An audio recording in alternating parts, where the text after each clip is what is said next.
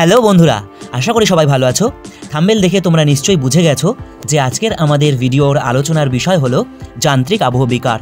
অনেক ছাত্রছাত্রী আছে যারা আমাদের এই চ্যানেলের ভিডিওগুলো দেখে। আমাদের এই চ্যানেলে জ্ঞানমূলক বিভিন্ন ভিডিও দেওয়া হয়, যা তোমাদের পড়াশোনা ও চাকরির পরীক্ষায় অনেকটা কাজে লাগবে। আমাদের চ্যানেল 4000 সাবস্ক্রাইবারের অনেক কাছে। যারা সাবস্ক্রাইব করেছো তাদের অনেক ধন্যবাদ। আর যারা এখনও সাবস্ক্রাইব করোনি তারা কি করছো? তাড়াতাড়ি সাবস্ক্রাইব করো। আরও ভালো শিক্ষামূলক ভিডিও আসতে চলেছে। তাহলে বাকি কথা থাক, চলো আজকের ভিডিওটা শুরু করা যাক। আবহবিকার কাকে বলে? যে পদ্ধতিতে কঠিন শিলা টুকরো টুকরো হয়ে ছোট ছোট কণা বা কোমল শিলায় পরিণত হয় তাকে আবহবিকার বলে। আবহবিকার হলো একটি ক্ষয়ের প্রক্রিয়া। এই আবহবিকারের জন্যই নরম মাটি তৈরি হয়। যে মাটিতে আমরা চাষবাস করি, কঠিন বা শক্ত পাথর যে পদ্ধতিতে ক্ষয় হয়ে ছোট ছোট টুকরো বা কণায় পরিণত হয় সেই পদ্ধতিকেই আবহবিকার বলা হয়। এই পাথরগুলো যখন ছোট ছোট কণায় পরিণত হয় তখন বিভিন্ন পদার্থ, মৃত উদ্ভিদ ও মৃত প্রাণীর দেহ মিশে মাটি তৈরি হয়। এই আবহবিকারের জন্যই মাটি তৈরি হচ্ছে। আবহবিকারকে 3টি ভাগে ভাগ করা হয়: যান্ত্রিক আবহবিকার, রাসায়নিক আবহবিকার এবং জৈব আবহবিকার। আজকের ভিডিওতে শুধুমাত্র যান্ত্রিক আবহবিকার বর্ণনা করা হলো। যান্ত্রিক আবহবিকার কাকে বলে? উষ্ণতা, বৃষ্টিপাত, আর্দ্রতা প্রভৃতি প্রাকৃতিক কারণে কঠিন শিলা ভেঙে ক্ষুদ্র শিলা হলে তাকে যান্ত্রিক আবহবিকার বলে। অর্থাৎ বিভিন্ন প্রাকৃতিক কারণে শিলা আবহবিকার প্রাপ্ত হচ্ছে। কেউ ছেনি হাতুড়ি দিয়ে পাথর ভাঙছে না। যান্ত্রিক আবহবিকারের কারণে শিলা ভেঙে টুকরো টুকরো হয়ে যায়। যান্ত্রিক কারণে বা প্রাকৃতিক কারণে হচ্ছে বা শিলা টুকরো টুকরো হচ্ছে বা শিলা ভেঙে যাচ্ছে, এই কারণে একে যান্ত্রিক আবহবিকার বলা হয়। বিভিন্ন প্রকারের যান্ত্রিক আবহবিকারগুলি হলো: প্রস্তর চাই খণ্ডীকরণ। আমরা কি জানি? তাপ পেলে পদার্থ আয়তনে বাড়ে। কখনো কখনো দেখবে বাড়িতে বোতলের ঢাকনি না খুললে সেই বোতলের ঢাকনি গরম করলে বোতলের ঢাকনি তাড়াতাড়ি খুলে যায়, কারণ গরম পেলে বোতলের ঢাকনিটা আয়তনে বাড়ে এবং ঢিলা হয়ে যায়। তোমরা অনেক সময় দেখবে রেল লাইনের মাঝে ফাঁক রাখা হয়।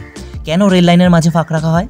কারণ রোদ পড়লে বা গরম বাড়লে রেল লাইন আয়তনে বেড়ে যেতে পারে, এবং রেল লাইন আয়তনে বেড়ে গেলে রেল লাইন বেঁকে যাবে এবং রেল দুর্ঘটনা বা ট্রেন দুর্ঘটনা ঘটতে পারে।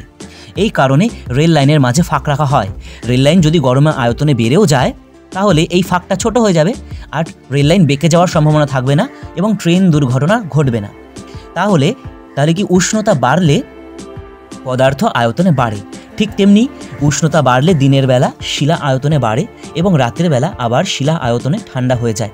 এইভাবে বারবার আয়তনে বাড়ার ফলে এবং আয়তনে ঠান্ডা হয়ে যাওয়ার ফলে শিলা টুকরো টুকরো হয়ে চাই আকারে বা প্রস্তর আকারে, পাথরের বড় বড় টুকরো আকারে ভেঙে পড়ে। একেই বলা হয় প্রস্তর চাই খণ্ডীকরণ। তুষার খণ্ডীকরণ। অনেক সময় পাথরের ফাটার মাঝে বা দুটি পাহাড়ের মাঝখানে জল থাকে। এই জল যদি রাতের বেলা ঠান্ডায় বরফে পরিণত হয়, বরফ আয়তনে বাড়ে। আমরা কি জানি? ফ্রিজের মধ্যে যদি জলের বোতল রাখা হয় সেই জল বরফে পরিণত হয়, আর যখন জল বরফে পরিণত হয় তোমরা দেখবে আয়তনে বেড়ে যায়। অল্প জল ফ্রিজে রাখলে দেখবে যখন সেই জলটা বরফ হয়ে গেছে তখন দেখবে আয়তনে বেড়ে গেছে। জল বরফে পরিণত হলে আয়তনে বেড়ে যায়। পাথরের ফাটার মাঝখানে যখন জল থাকে, আবার এই জল যখন রাতের বেলা বরফে পরিণত হয় তখন আয়তনে বেড়ে যায়, ফলে এই ফাটলের পরিমাণ বাড়িয়ে দেয়। এইভাবে তুষারের ফলে বা বরফের ফলে শিলা ভেঙে টুকরো টুকরো হয়ে যায় এবং আবহবিকার প্রাপ্ত হয়। এভাবে দিনের বেলা জল আবার রাতের বেলা বরফ, দিনের বেলা জল আবার রাতের বেলা বরফ, বারবার এভাবে হওয়ার ফলে শিলা আরও বেশি টুকরো টুকরো হয়ে গিয়ে আবহবিকার প্রাপ্ত হয়। ক্ষুদ্র কণা বিসরণ। শিলার মধ্যে যখন বিভিন্ন ধরনের খনিজ পদার্থ থাকে, আলাদা আলাদা খনিজ পদার্থ আলাদা আলাদা তাপ ধরে রাখে। এর ফলে দিনের বেলা গরম হয়, রাত্রেবেলা ঠান্ডা হয়। এর ফলে শিলাগুলি আলাদা আলাদাভাবে প্রসারিত ও সংকুচিত হয়, ফলে শিলার টুকরো টুকরো হয়ে যায় বা পাথরগুলি টুকরো টুকরো কণায় পরিণত হয়। একে বলা হয় ক্ষুদ্র কণা বিসরণ। স্বল্পমোচন।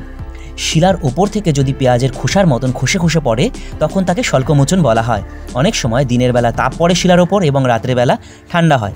দিনের বেলা শিলার ওপর তাপ পড়ে বলে শিলার উপরিভাগ স্ফীত হয় এবং রাতের বেলা শীতল হওয়ার ফলে শিলা আবার সংকুচিত হয়। এভাবে সংকোচন ও প্রসারণের ফলে শিলার উপরিভাগ পেঁয়াজের খোসার মতন খসে খসে পড়ে।